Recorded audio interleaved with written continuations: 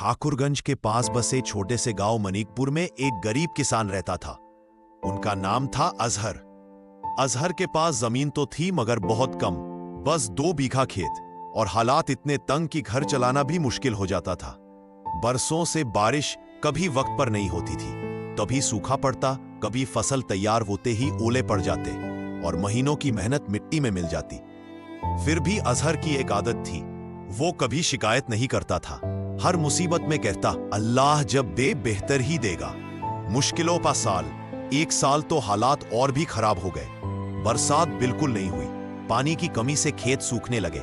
बीज बोए थे लेकिन अंकुर तक नहीं निकले। घरों में चूल्हे ठंडे पड़ने लगे। अजहर की पत्नी अक्सर रोती थी, हम बच्चों को क्या खिलाएंगे। अजहर चुपचाप आसमान की ओर देखता, फिर अपने सूखे खेत पर कुछ देर खड़ा रहता और फिर से जुट जाता, टूटी हुई कुदाली, थका हुआ शरीर और उम्मीद से भरा दिल लेकर। आशा का पहला कतरा। एक दिन जब सब किसान उम्मीद छोड़ चुके थे, अजहर फिर भी खेत में था। मिट्टी में नमी नहीं थी, फिर भी वह अपनी मेहनत जारी रखे हुए था। शाम के वक्त अचानक मौसम बदला, काली घटाएं छा गई और पहली बूंद गिरी। लोग घरों में भागे, लेकिन अजहर बारिश में ही खड़ा रहा। उसकी आंखों से भी बूंदें गिर रही थीं, मगर ये आंसू नहीं थे, शुक्र और राहत के थे। मेहनत का फल। बारिश लगातार होने लगी।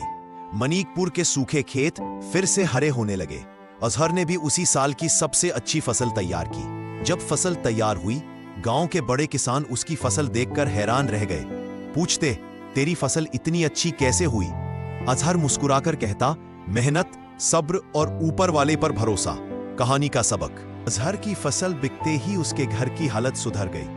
बच्चों की पढ़ाई शुरू हुई, घर में बरकत आई और लोग उसे देखकर कहते, मनिकपुर में अगर किसी का दिल सबसे बड़ा है तो वो अजहर है। सीख, हालात चाहे जितने भी खराब हों, मेहनत और सब्र कभी खाली नहीं जाते।